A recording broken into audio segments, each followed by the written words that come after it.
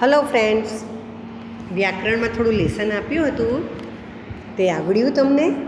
હા, જુઓ મિત્રો, લેસન કરવાનું એટલા માટે કહું છું કે જે 10 વાક્યો આપ્યા છે ને, એ 10માં એક બે જુદા જુદી જાતના છે. એટલે જે વિદ્યાર્થી જાતે લેસન કરશે ને એને જ આ ફરક સમજાશે. આ વિડીયો પતે પછી હું જવાબ મૂકીશ, તમે ચેક કરી લેજો. હવે આપણે આગળ ચાલીએ છીએ વ્યાકરણમાં. તો વ્યાકરણની અંદર હજી બીજા 2 ટૉપિક્સ ચલાવવાના બાકી છે. એક તો સ્વવાચક સર્વનામ અને આર્ટિકલ. આર્ટિકલ જુઓ મિત્રો, તમને ખબર છે ને 4થી 5મીથી આર્ટિકલ શરૂ થયા છે. 10મા ધોરણ સુધી નવા નિયમો સાથે આવશે. તો ગ્રામર બુક ખોલો, પેન્સિલ પણ લઈને બેસજો. Page number 7. ચાલો, અહીંયા લખ્યું છે. શાંતિથી વિડીયો 2 વખત સાંભળવાની વિનંતી દરેક વિડીયોમાં કરું છું, એટલે સાંભળજો. રિફ્લેક્સિવ પ્રોનાઉન. પ્રોનાઉન એટલે સર્વનામ. સર્વનામ એટલે શું તે જ ખબર નથી. જો મિત્રો, સર્વનામ એટલે નામને બદલે વપરાતો શબ્દ. આપણા બધાના કોઈની ને કોઈ નામ છે, યાદ છે ને? ત્યાં મારું નામ અલકા છે, કે આ આપણે બેસીએ છીએ તેનું નામ ખુરશી છે, આપણે રહીએ છીએ તે જગ્યાને ઘર કહીએ છીએ. આપણી મમ્મીનું નામ, પપ્પાનું નામ, ભાઈનું નામ, બહેનનું નામ, વાસણમાં પણ બધાના નામ છે, ચોપડીઓના પણ નામ છે, દરેક વસ્તુના, દરેક વ્યક્તિના નામ છે. તો એ નામને બદલે આપણે કોઈક બીજો શબ્દ વાપરીએ છીએ, તેને સર્વનામ કહેવાય. તો નામો તો બહુ બધા છે, હજારો, કરોડો, અબજોના અબજો. તો એ બધા નામ સાથે તો આપણે કોઈ વાક્ય કે વ્યાકરણ શીખી ન શકીએ. એટલે આપણે બધી વસ્તુ સર્વનામ એટલે પ્રોનામ સાથે શીખીએ. તો જો આ ફરીથી 5મા ધોરણનું લેસન ફરીથી સમજાવી લઉં છું કે દરેક વ્યક્તિ પોતાની જાતને આઈ સર્વનામથી ઓળખે છે. મારું નામ ગમે તે હોય, પણ હું પોતાને માટે કયો શબ્દ વાપરું? આઈ.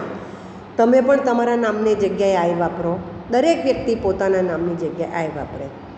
સાંભળનારી વ્યક્તિ એટલે સામેવાળી વ્યક્તિને નામ ગમે તે હોય, પણ આપણે તું કે તમે જ કહીએ છીએ, બરાબર ને? તો એને માટે યુ. બહુવચન હોય બોલનારી વ્યક્તિ તો વી. એ જ રીતે ત્રીજો પુરુષ એક વચન એટલે સામે જેની વાત કરતા હોય એ પુરુષ હોય તો હી, સ્ત્રી હોય તો શી, અને નિર્જીવ વસ્તુ કે પશુ પક્ષી હોય તો ઈટ, અને આ બધી વસ્તુ બહુવચનમાં હોય તો દે. તમને ખબર છે ને મિત્રો? તો એ બધા સર્વનામો છે, પણ આપણે રિફ્લેક્સિવ સર્વનામ શીખવાના છે. આ તો સર્વનામ તો 6થા ધોરણ સુધી શીખી જ ગયા છીએ. તો રિફ્લેક્ટિવ એટલે રિફ્લેક્શન એટલે શું તે સમજીએ. જે શબ્દની આગળ રી શબ્દ લાગે એ ક્રિયા ફરીથી થતી હોય છે. રિપીટ, રિવિઝન, ખ્યાલ આવે છે? તો રિફ્લેક્ટ થવું એટલે કશેક પરાવર્તિત થવું, કશેકથી ઠોકાઈને પાછું આવવું, એટલે એકનું એક નામ પાછું આવે. તો કેવી રીતે પાછું આવે આ નામ? તો નીચે જુઓ, છેલ્લી લીટી જુઓ.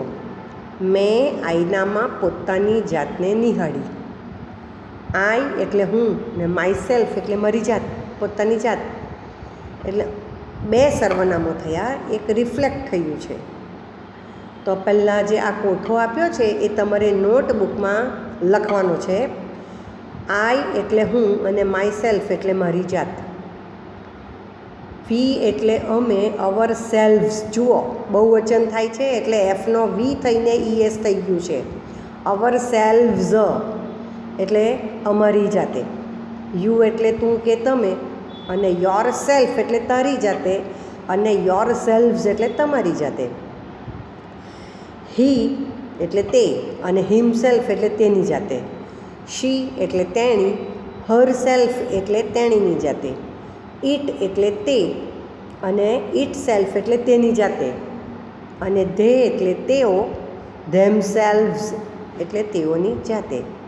બરાબર સમજાયું મિત્રો? તો વાક્યમાં પહેલું પર્સનલ પ્રોનાઉન એટલે અને પાછળ રિફ્લેક્સિવ પ્રોનાઉન વપરાયું હોય છે. ધ્યાનથી જોતા જજો ઉદાહરણના વાક્યો. I saw myself in the mirror. તો મેં મારી જાતને જ આઈનામાં જોઈ અથવા નિહાળી. બીજું વાક્ય છે she locked herself in the room. તેણીએ પોતાની જાતને રૂમમાં પૂરી દીધી. The prisoner. પ્રિઝનર એટલે પ્રિઝન એટલે જેલ, કેદ, અને પ્રિઝનર એટલે કેદી, જેલમાં રાખેલો હોય તેવી વ્યક્તિ. Killed himself. કેદીએ પોતાની જાતની હત્યા કરી. The thieves. થીફ એટલે ચોર અને એનું બહુવચન થયેલું છે થીવ્સ. એફનો વી થઈ ગયેલો છે. Hid themselves in the bush. Bush એટલે નાના ઝાડની હોય ઝાડી, તે ચોરોએ તેમની જાતને ઝાડીઓમાં સંતાડી દીધી. The Saint. સેન્ટ એટલે સાધુ. The Saint sad. સંતે કહ્યું લવ યોર સેલ્ફ. તમારી જાતને ચાહો. અને જો હવે છેલ્લું વાક્ય give yourself some rest. આજ્ઞાર્થ વાક્ય છે. પોતાની જાતને થોડો આરામ આપો. મિત્રો, આટલા 6 વાક્ય જોયા તેના પરથી તમને સમજાઈ ગયું હશે કે વાક્યમાં સૌથી આગળ પર્સનલ પ્રોનાઉન આવે, પછી ક્રિયાપદ આવે અને પછી રિફ્લેક્સિવ પ્રોનાઉન આવે. સમજ પડી ગઈ?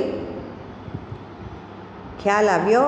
તો એક્ટિવિટી 9 જાતે કરવાની છે. જો હી હોય તો હિમસેલ્ફ લખવાનું, વી હોય તો અવર સેલ્ફ.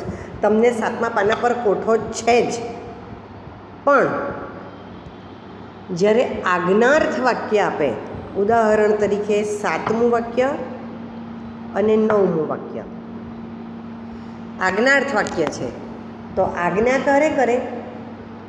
તમને કોઈ ઓર્ડર ક્યારે કરે? કોઈ તમને કમાન્ડ ક્યારે આપે? હુકમ ક્યારે કરે? તમે સમય હોય ત્યારે તમારા મમ્મી પપ્પા એમ કહીને ચાલ ઊભો થા, આટલું વાંચ, આ પેન મને આપી દે. એટલે કોઈક તમને સોંપે છે.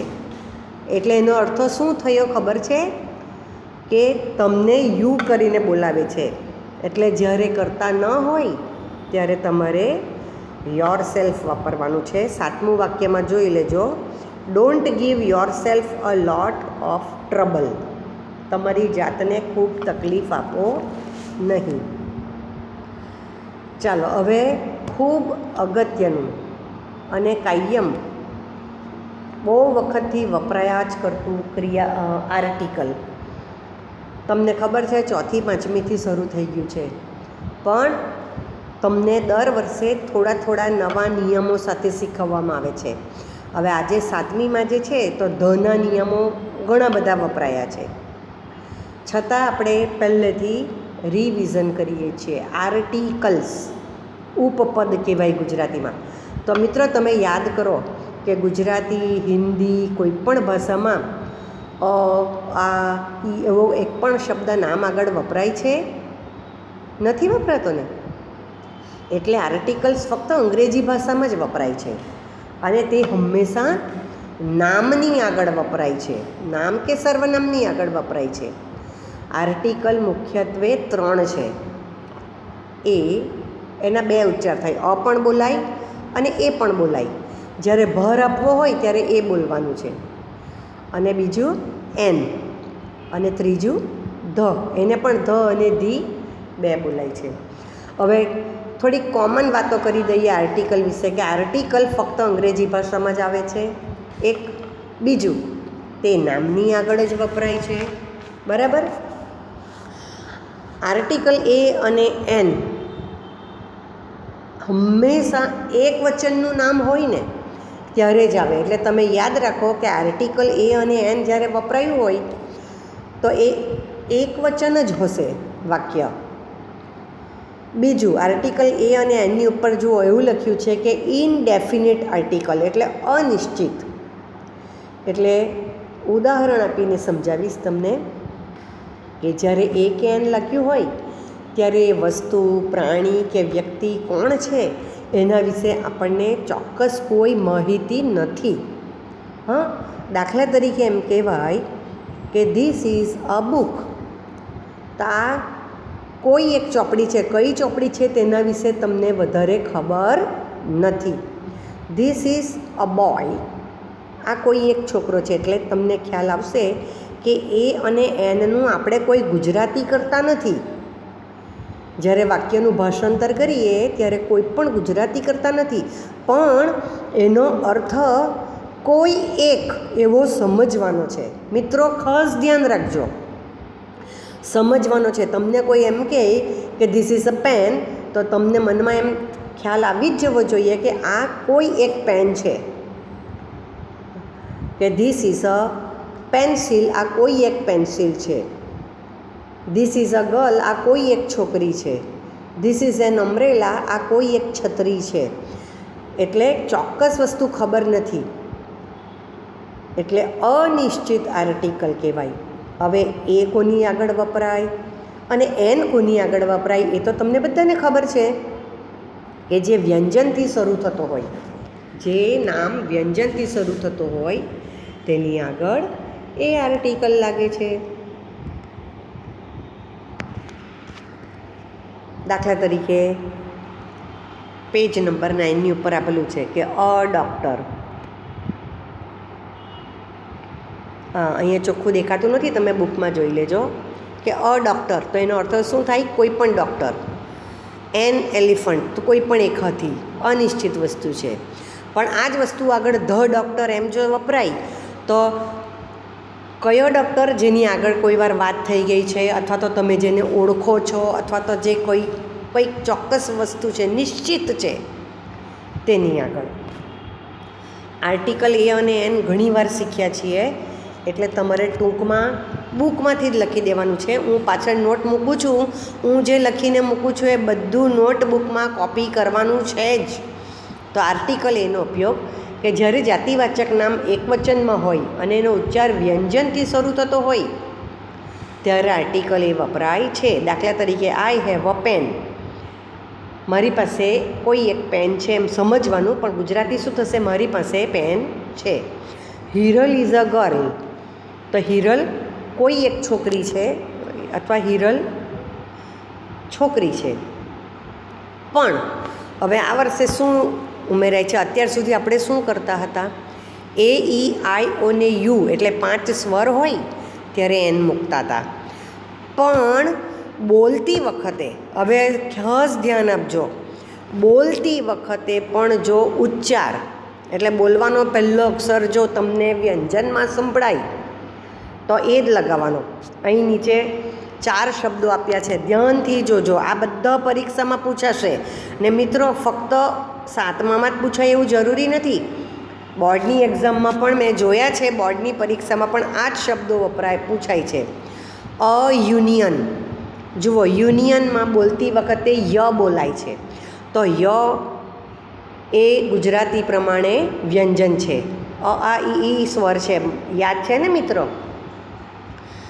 અ યુનિવર્સિટી, યુનિવર્સિટી એટલે વિશ્વવિદ્યાલય, તો યુ છે, યુ લખતી વખતે સ્વર છે અંગ્રેજીમાં, પણ બોલતી વખતે યુ વ્યંજન છે. એટલે અત્યાર સુધી ફક્ત આપણે લખવાની સ્પેલિંગ્સ જોતા હતા, હવે આપણે ઉચ્ચાર પણ જોવાનો છે. એટલે આ અપવાદ છે.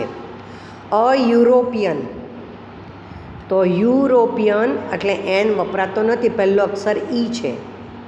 હવે જુઓ, a one day match, one day તો બોલાતી વખતે વ શબ્દ બોલાય છે, પણ સ્પેલિંગમાં શું છે? ઓ, એટલે અ વન ડે મેચ. ખ્યાલ આવ્યો મિત્રો? એટલે તમારે સ્પેલિંગ પણ જોવાની અને ઉચ્ચાર પણ કરવાનો. પણ અહીંયા જે 4 શબ્દો આપ્યા છે ને એ ખૂબ અગત્યના છે, એટલે એ 4 તો ગોખી રાખવાના છે. હવે એક્ઝામ્પલ જોઈ લઈએ. We have a union of student in our school, અમારી પાસે શાળામાં વિદ્યાર્થીઓનો સંઘ છે. Mister Smith is a European, શ્રીમાન સ્મિથ એ યુરોપિયન છે. It is a one day match, તે 1 દિવસીય મેચ છે. ખ્યાલ આવી ગયો? આ જ રીતે એનમાં પણ થશે કે જો કોઈ જાતિવાચક નામનો પહેલો અક્ષર સ્વર હોય, એ તો આપણને ખબર છે, એ, ઈ, આઈ, ઓ કે યુ હોય, તો આપણે એન લગાવીએ જ છીએ. An apple, an elephant, an umbrella, N orange ખબર છે. પણ ઉપરનો નિયમ જોયો એ જ પ્રમાણે કે જો જાતિવાચક નામનો પહેલો અક્ષર વ્યંજન હોય પણ બોલતી વખતે સ્વર હોય, આપણે બોલીએ ત્યારે પહેલો અક્ષર સ્વર નીકળતો હોય તો એન લગાવવાનું. તો એવા બહુ બધા શબ્દો છે. ઉદાહરણમાં મેં તમને અહીંયા આપ્યા છે કે ઓનેસ્ટ મેન.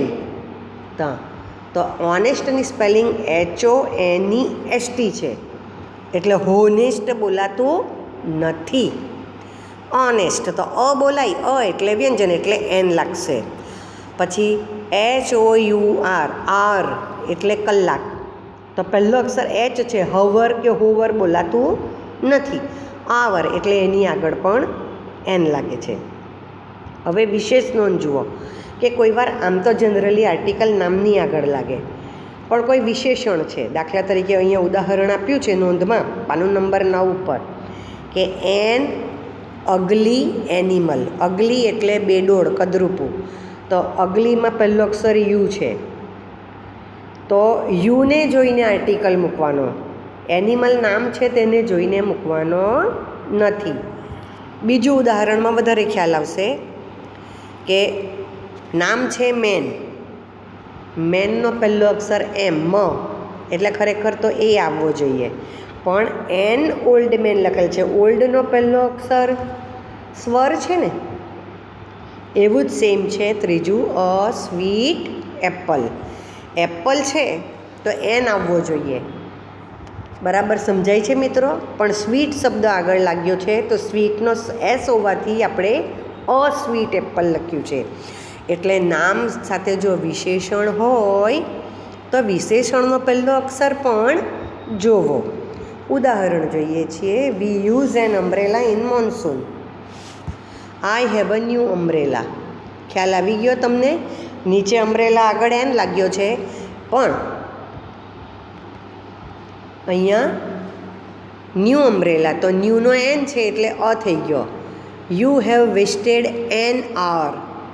તમે 1 કલાક બગાડ્યો. પહેલો અક્ષર એચ છે, HOUR. આવર એટલે કલાક. લખવું હોય તો લખી રાખવું, હા, પણ બોલતી વખતે આવર બોલાય છે એટલે an. Mister Shah is an honest man. Honest બોલાતું નથી. એચ છે પણ એનો હ બોલાતો નથી, અ બોલાય છે એટલે એન લાગ્યું છે. બરાબર સમજાઈ ગયું મિત્રો? હા, તો ચાલો આગળ વધીએ. Article the. હવે આર્ટિકલ ધને વાપરવા માટે બહુ બધી પરિસ્થિતિઓ છે, બહુ જ યાદ રાખવાનું છે, અને પરીક્ષામાં અચૂક ખરેખર અહીંયા આર્ટિકલ ધ જ ભણવાનો છે, પણ એ એન તમને પુનરાવર્તન કર્યો છે. તો અહીંયા મેં નંબર આપ્યા છે. અત્યારે હું સમજાવું છું.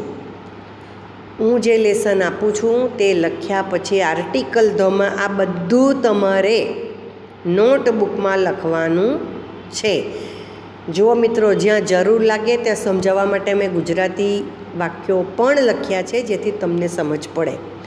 ખૂબ શાંત મને ધ્યાનથી સાંભળતા જજો ને જોતા જજો. ચાલો, આર્ટિકલ ધ એક તો તમને ખબર પડી ગઈ કે ચોક્કસ ડેફિનેટ આર્ટિકલ છે, એટલે જે નામની આગળ ધ વપરાય તે વસ્તુ કે તે વ્યક્તિને કે તે પ્રાણી પક્ષીને તમે ક્યાંક ને ક્યાંક ઓળખો છો, જાણો છો, અથવા એના વિશે અગાઉ કંઈક વાતો થઈ ગઈ છે, અથવા એના વિશે તમને ખ્યાલ છે એવું દર્શાવવા માટે આર્ટિકલ ધ વપરાય છે.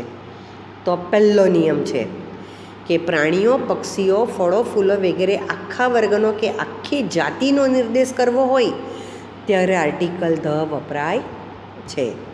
હવે અહીંયા ઉદાહરણ આપ્યું છે. The peacock is our national bird. મોર આપણું રાષ્ટ્રીય પક્ષી છે.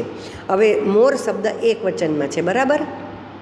પીકોકનો પહેલો અક્ષર તો પી છે, ને આર્ટિકલ મૂકવાનું હોય તો એ આવે, એન આવે કે ધ, એમ જો તમને પૂછે તો તમે એ એનમાં નહીં પડતા. મોર આપણું રાષ્ટ્રીય પક્ષી છે. અહીંયા આપણે ફક્ત એક મોરની વાતો કરતા નથી, આખી મોરની જાતિની વાત કરીએ છીએ. એટલે જ્યારે આખી જાતિ વિશે વાત કરતા હોઈએ ત્યારે ધ લગાડવાનું. The mango is the king of fruits. કેરી ફળોનો રાજા છે. અહીંયા આપણે કોઈ એક જ કેરીની વાત કરતા નથી કે કેરી ફળોનો રાજા છે, કેરીની આખી જાતિનો. દાખલા તરીકે એવું કહેવાય વાક્ય કે ગાયને 4 પગ હોય છે, તો સમજો આખી ગાયની જાતિ કે બધી જ ગાયને સામાન્ય રીતે 4 પગ હોય છે. કે મોરને સુંદર પીંછા હોય છે, તો બધા જ મોરને સુંદર પીંછા હોય છે. હાથીને લાંબી સૂંઢ હોય છે, તો આપણે કોઈ એક હાથીની વાત નથી કરતા, સમગ્ર હાથીની જાતિની વાત કરીએ છીએ. એટલે મિત્રો સમજાયું, આવો નામ આવે ત્યારે આર્ટિકલ ધ લાગે છે. બીજો નિયમ, નદી, મહાસાગરો, અખાત, સમુદ્રી ખાડીઓ, ટાપુઓનો સમૂહ, પર્વતની હરમળા તેમજ નહેર સૂચવતા નામોની આગળ પણ ધ આર્ટિકલ લાગે છે. અહીંયા દરેકના વાક્ય તમને આપ્યા છે. દરેક નદીના નામની આગળ ધ લાગે, યાદ રાખજો. The Ganga is a Holi river. Ganga પવિત્ર નદી છે. The Indian ocean is to the south of India. Hind મહાસાગર ભારતની દક્ષિણે છે. The Himalayas prevent cold winds coming from the north.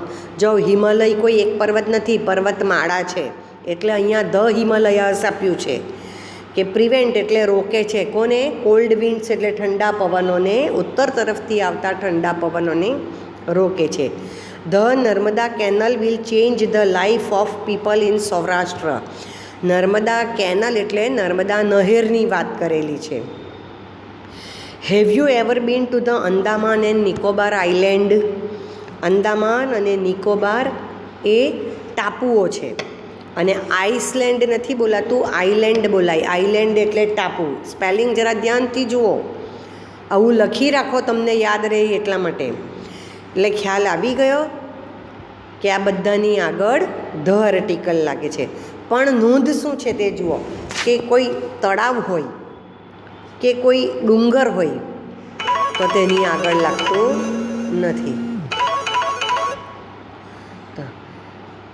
એટલે Girnar is the highest mountain in Gujarat, તો ગિરનારને આગળ ધ લાગ્યું નથી. પારનેરા આગળ ધ લાગે નહીં. બીજું વાક્ય, દુધિયા તલાવ ઇઝ ફેમસ ઇન નવસારી. દુધિયા તળાવ નવસારીમાં જાણીતું છે, પ્રસિદ્ધ છે, તો તેની આગળ પણ ધ લાગેલું નથી. હવે ચોથો નિયમ, કે દુનિયામાં જે વસ્તુ, આ તો આપણે આ નિયમ ઘણીવાર ભણી ગયા છે, કે જે વસ્તુ એક જ છે અને અજોડ છે તેની આગળ ધ. તો ધ સ્કાય એટલે આકાશ, ધ અર્થ એટલે પૃથ્વી, the Taj Mahal, the sun, the moon. દરેક ગ્રહો એક જ છે, તો એની આગળ ધ લાગે છે. ખ્યાલ આવી ગયો મિત્રો? ઉદાહરણ છે, the sun rises in the east. સૂર્ય પૂર્વમાં ઉગે છે. The moon has no light of its own. ચંદ્રને પોતાનું અજવાળું નથી. હવે આ શબ્દો વાક્યમાં વચ્ચે આવે તો પણ ધ લાગે. લુક એટ ધ સન, પેલા સૂર્ય તરફ જુઓ એમ. હવે મનુષ્યની કોમ, રાષ્ટ્રીયતા કે જાતિના નામની આગળ પણ ધ લાગે છે. એટલે જ્યારે કોઈ આખી જાતિની વાત કરતા હોઈએ કે રજપૂતો બહાદુર હોય છે, કે બ્રાહ્મણો પંડિત હોય છે, વાણિયાઓ વેપારી હોય છે, હિન્દુઓ ધાર્મિક હોય છે, બ્રિટિશરો અંગ્રેજી સારું બોલે છે, આવી રીતે જ્યારે આખી જાતિની, આખી કોમની વાતો કરતા હોઈએ ત્યારે પણ ધ આર્ટિકલ લાગે છે. The Rajputs are famous for their bravery. રજપૂતો તેની બહાદુરી માટે જાણીતા હોય છે. The Britishers speak English. બ્રિટિશરો અંગ્રેજી બોલે છે. હવે છઠ્ઠો નિયમ જોઈએ છીએ કે દરેક પવિત્ર ધર્મગ્રંથના નામની આગળ ધ વપરાય.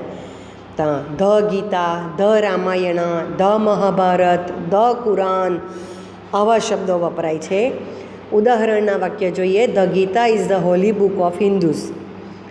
Valmiki wrote the Ramayan. જો આ વાક્યમાં આગળ પાછળ વચ્ચે ગમે ત્યાં આવતા હોય ધ. પછી ક્રમિક સંખ્યા જે આપણે લખી ગયા છીએ પાછળ, એટલા માટે જ શીખવેલી છે.